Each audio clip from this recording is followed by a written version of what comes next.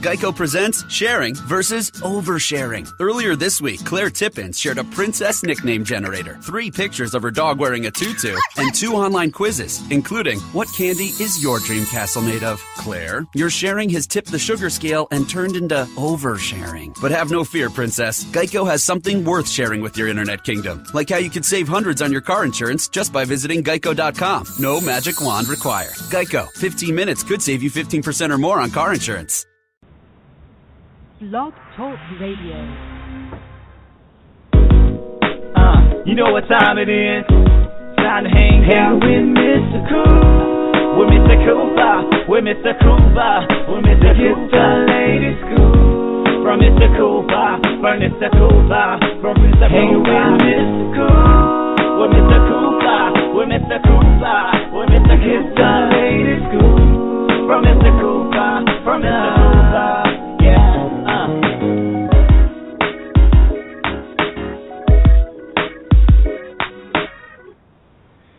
Welcome to the Big Scoop with Coop. I'm your host, Coop.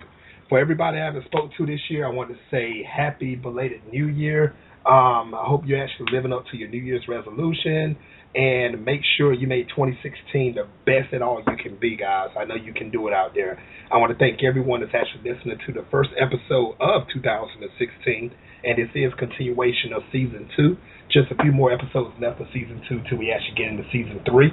But enough about that, guys. Make sure you go tell your family, your friends to tune in to blogtalkradio.com/The Big Scoop with Coop. And if you can't catch me there, you can catch an archive at my website, www.bigscoopwithcoop.com, iTunes, TuneIn Radio, Stitcher Radio. I'm all over. Just Google the show. But, guys, I'm excited about this episode. I'm actually bringing a returning guest on. And you all heard about him earlier. Well, actually, last year you heard about him. And you heard him talk about his book, Enemy in the Heartland. But now part 2 is out, the continuation. It's actually called Revenge Unleashed. So I'm bringing back this guy has a brain on him. I love him. Guys, ladies and gentlemen, Mr. Steve Schwertley, welcome to the show. Hey, Michael, thanks for having me back on. Hey, man, it's a pleasure. It's definitely a pleasure. Now, last time we talked, you actually did Enemy in the Heartland. Now, you got this part, you got part 2, the continuation of Revenge Unleashed. And you actually spoke about it just a little bit in our last episode that we had together. So, tell the world about this. Tell us about Revenge Unleashed. Well, Revenge Unleashed started in my mind, about a week or two before I finished the first book, Enemy in the Heartland. And it happened when my wife came in one afternoon with a glass of wine saying, "You're done for the day, come on downstairs." And she goes, "What do you got that tear in your eye for?" And I said, "Well, I killed off one of the good guys in the book, and I didn't realize how attached I got." And she says, "Well, do one thing, as a favor, don't kill everybody off." So that planted the seed for Revenge Unleashed, because in the second book, the terrorists that weren't killed off in the first one come back to the United States and hatch a plot that's more, crazy or insane than the first plot against the United States. They come back and go after the President of the United States. Wow. Now, I have to ask you this, Steve. Now, how did this plot, I understand it's a continuation. Your wife came in and said, don't kill off the people, but how long did it take for you to actually get the total mindset of knowing how this book is going to start from beginning to end? How long did it take? That's a really good question, because it took me about a month to really get the book started. It took me 6 months to write the book, where the first book took me 4 months. And the reason why was I wanted the readers, if they never saw the first book, to be able to enjoy the second book, and for the second book just to stand independent on its own 2 legs, So I had to make it, believable from the get-go without somebody going, "Oh, damn, I need to go read the first book." But, and the thing is, though, it seems like, and guys that's listening right now, check out my website. You'll see the cover photos of, you should see Enemy in the Heartland on my website now. But Revenge Unleashed, I mean, even just looking at the cover of it, Steve, it seems like it's flawless where you stopped in the Heartland. It seems like it's like a continuation, just looking at visuals. I mean, how much of a true continuation is this? It's a real continuation, and there's a story. Don't let me forget to tell you about the picture on the book. You know that one face that you see on the front cover. But to me, the cover has to sell the book, because you only got like 5 to 10 seconds where a person's going to grab that book or not. So it's like selling a car. They either like the looks of the car or they don't. And if they do, they're going to buy it. So, but I had to make the book run really quick once it got going. And what a lot of people will be amazed at, that not all terrorists are religious terrorists. They're not all Muslims or what do you think terrorists are. Back 20 years ago, terrorists were Irish Catholics in Ireland. So they evolved from one side to another. But what underlies both books is where they get the financial support. And, munition factories, gun makers and bullet makers, they make more money when there's more chaos in the world, and that's who subsidizes the terrorists in the second book. Wow. Now, are there any characters that actually started in Enemy in the Heartland? Do they actually show back up in Revenge Unleashed? Yeah, there's quite a few. You and I talked about the first book during our first interview, but there's this committee, it's a secret committee called the Olympic Committee, and it's where a bunch of independent, I shouldn't say independent, but different nations, they have their intelligence committees or agencies get together and share intel, because, in my mind, future wars aren't going to be fought between big nations or little nations. They're going to be fought between nations and terrorist groups. And that's what you're seeing in Paris and San Bernardino and the Middle East and whatever. So, those people come back, and there's a couple of government officials that come back, and the Mossad people are all back. So, I wanted to build a base, because in the third book that's coming out this fall, the book's going to be called Homegrown, The Unexpected Terror. I'm switching from drones as a platform of attacking the United States to the third book's going to use my college degree, which is biology, and I'm going to use a biological attack to come after the United States in the third book. Wow.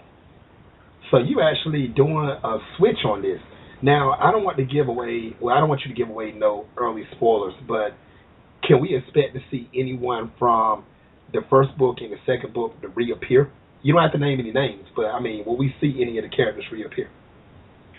Yeah, there's probably half the characters, I should say the good guys and the bad guys from the first book reappear in the second book. So, the bad guys were that show up in the second book, Revenge Unleashed. They were the organizers of the terrorists in the first book, and there's nothing worse than having a pissed off terrorist come back at you again. Can I say that? Yes, of course. Yes, you can. Of course, you can say it. And see, that's the thing.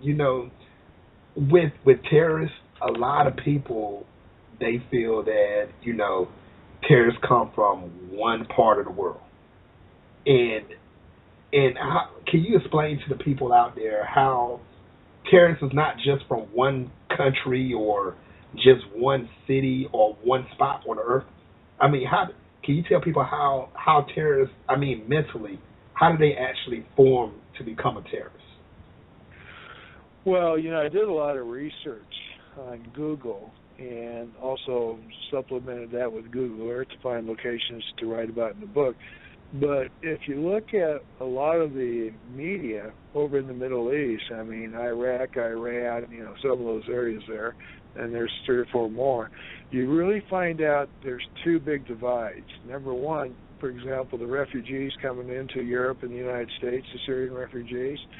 The surrounding nations like Saudi Arabia, United Arab Emirates, Qatar, Bahrain, they won't accept those immigrants because they know that those immigrants are terrorists and they're trouble.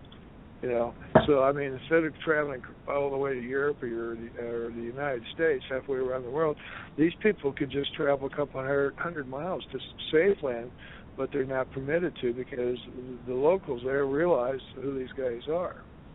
You know, so that's one part, and then I forgot your second part of the question. I'm sorry. Oh, no problem. Basically, what you just said, and also, is there such thing? Well, we'll rearrange the question to a certain extent.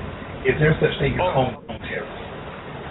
Okay, well, the thing that you'll find out, you know, when you're watching the media over there, is that can you hear me, Mike? I sure can. I can hear you. Okay.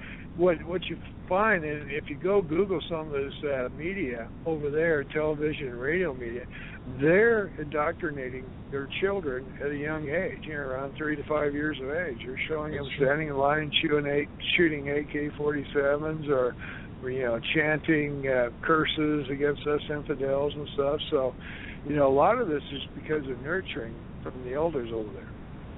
Okay. Good enough answer right there. Now, I'm going to kind of switch it up a little bit on the scene. What do you do, in your own personal time, what do you do to relax your mind and start writing your book? How do you actually get into the writing zone? I'm sorry, Mike, I'm losing you completely here on the audio. Oh, can you hear me now? Yeah, that's much better. Oh, okay.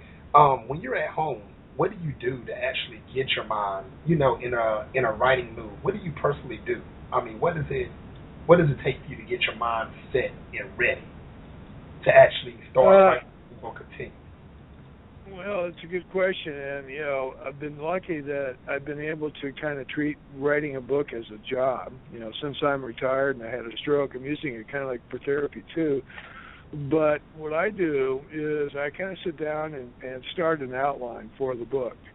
You know, divide, you know, this notebook up into chapters, 1 through 25 or 30, how many ever chapters there's going to be.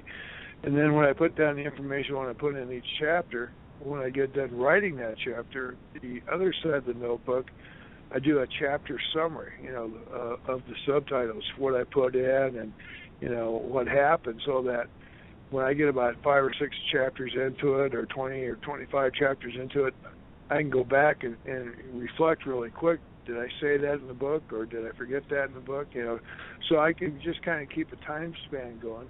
And also, you know, usually around 3:30 in the morning, when the little dogs that I have to go out and tinkle in the backyard, I'll get up and I'll have just little flashes. Hey, this would be a neat idea. So I just try to write down the flashes in my mind just to note, you know, when they come.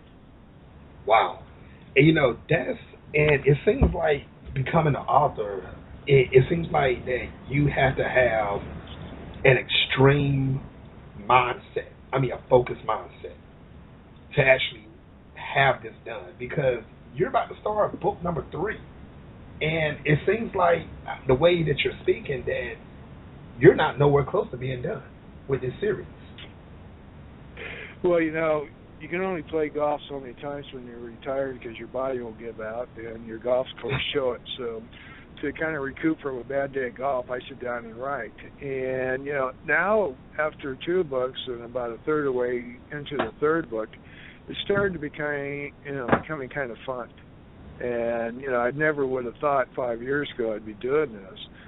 But, you know, it's kind of interesting of the feedback I get from some of the readers I know, you know, friends and family, and some of the feedback that I'm getting from other talk show hosts such as you, and some of the reviews, because to me reviews are really, really the best way to thank an author is write a review on Amazon for me. But, you know, some of the things that the reviewers are saying, you know, are crazy.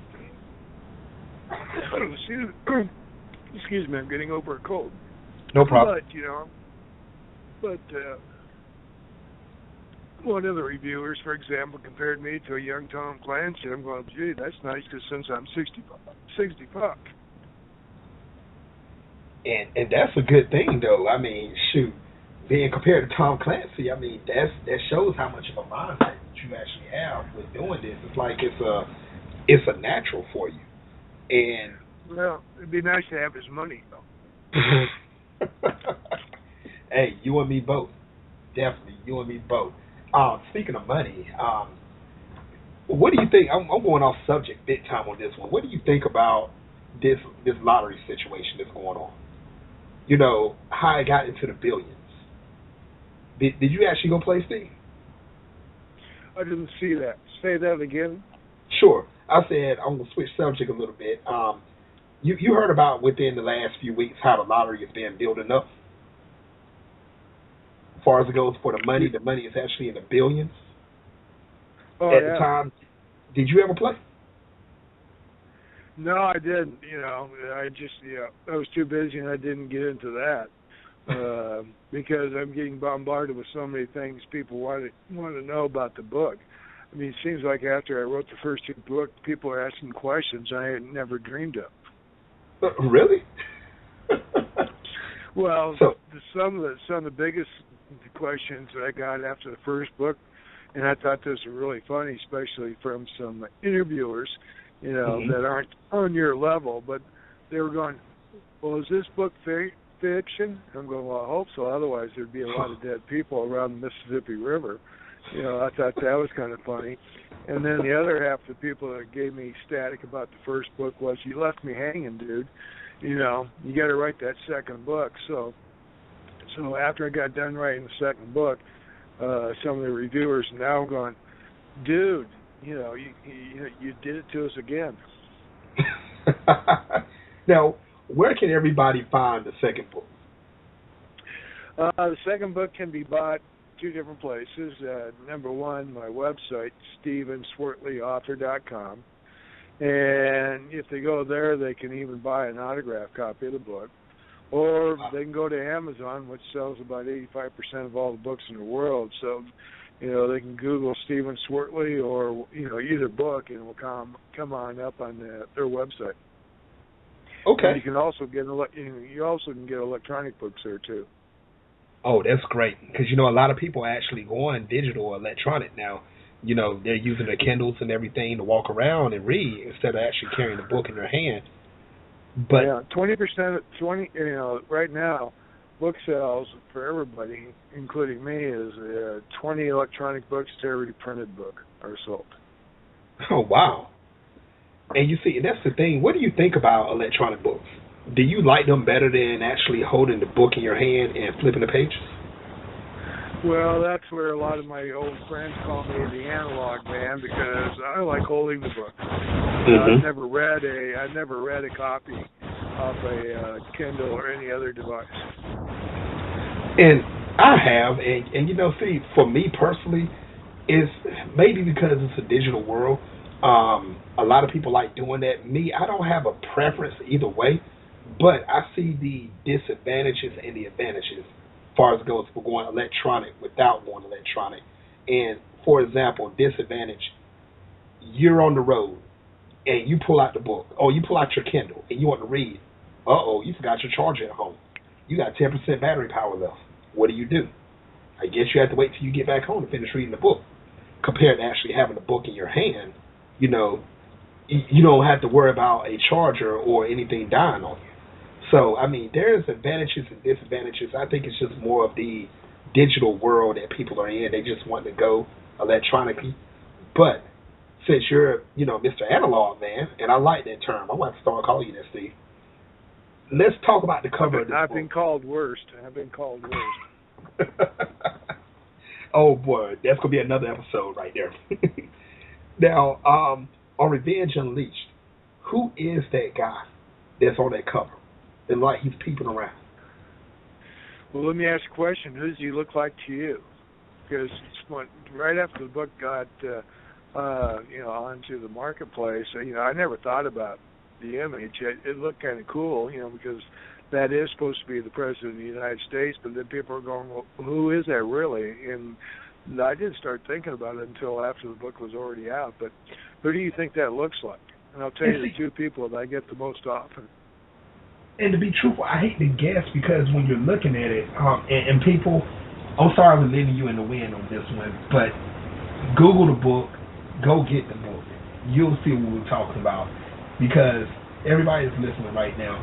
You're going to see on the book, you can see a lot of people standing and then you're going to see like a flag, and you're going to see a person like they're peeping around the flag, and he looks like he's plotting on something. That's what he looks like. Now, Steve, I'm not going to lie, I can't really tell who that really is, and I hate to guess. Well, see, a lot of people first thought it was Bruce Willis, and I don't see, his face in that picture at all. I kind of thought the guy looked like Anthony Quinn myself. But what it turned out to be was the guy that designed the cover, Dennis McLean. I made him one of the really, really bad mercenaries that was new to the second book. And he was one of the guys that was in on the assassination attempt on the president. So I won't tell you what happens to him, but Dennis in real life got ticked off what I did to his character. So that's actually the picture of the cover designer's face as retribution. As retribution. He says, "I'll get you back for killing me off." And I'm not gonna lie, this is a hot cover. I love it. This is, looking at the cover makes you want to go get the book itself. I like it. The color span, everything that goes along with it. This is great.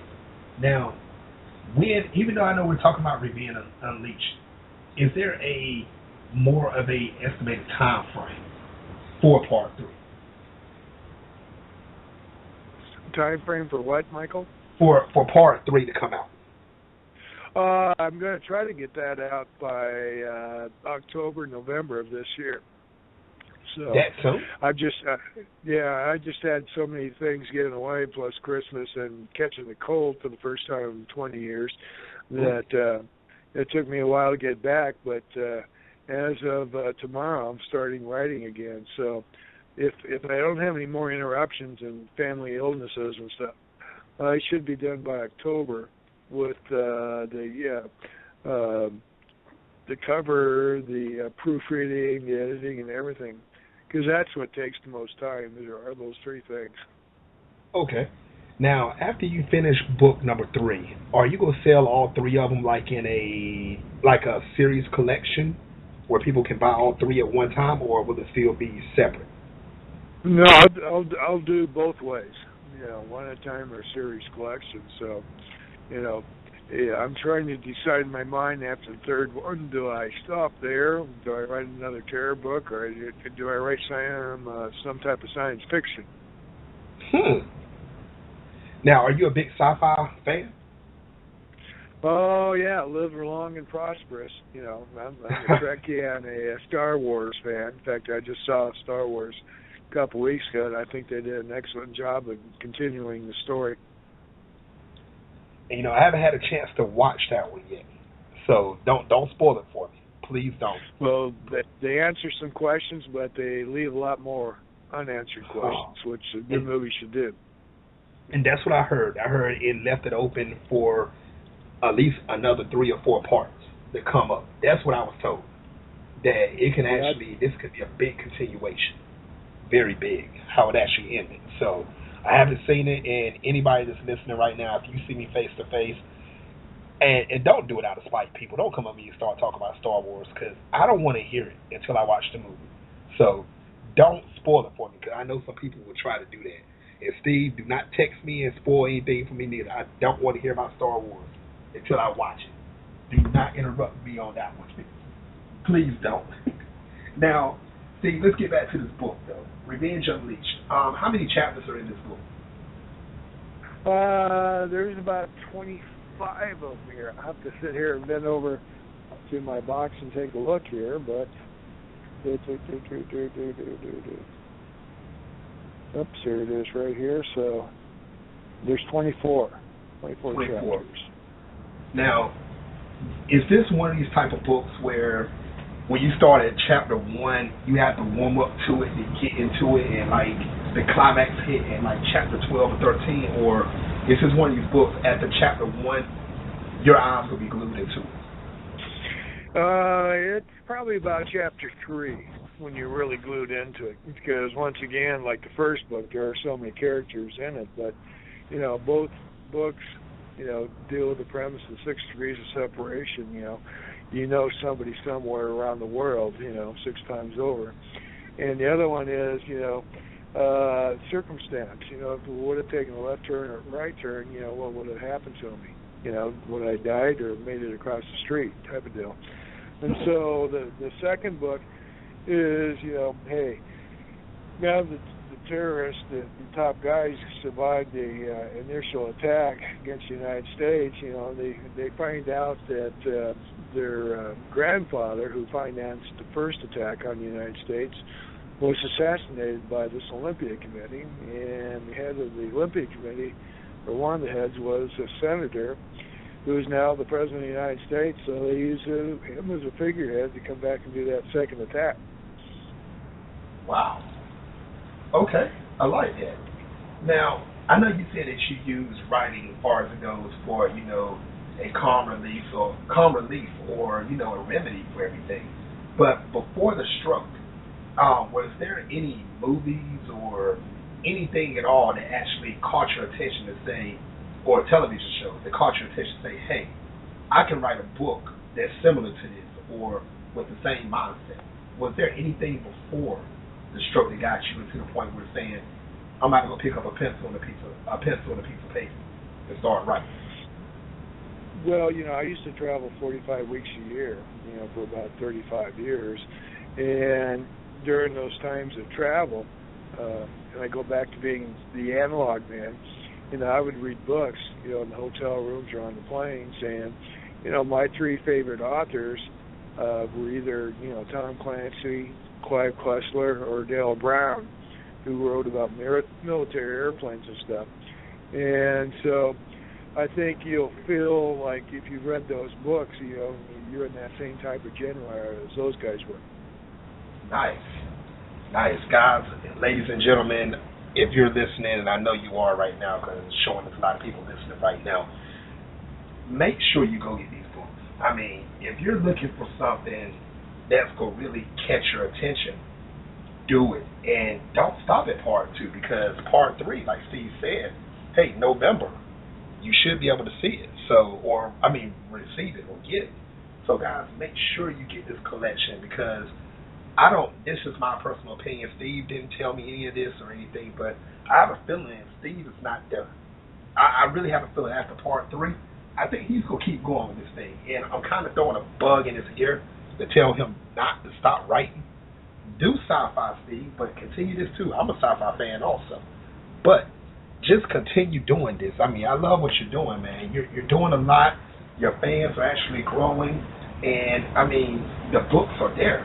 So, you can never get old. It can never get old reading a good book. Never can. And, Steve, I just want to commend you again for everything that you're doing.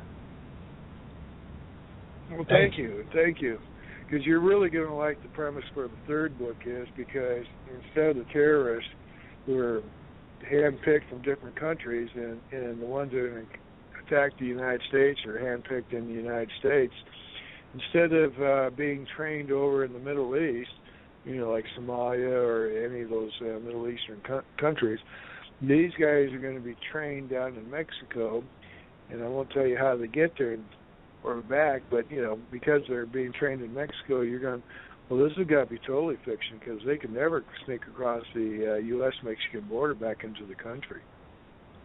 Okay.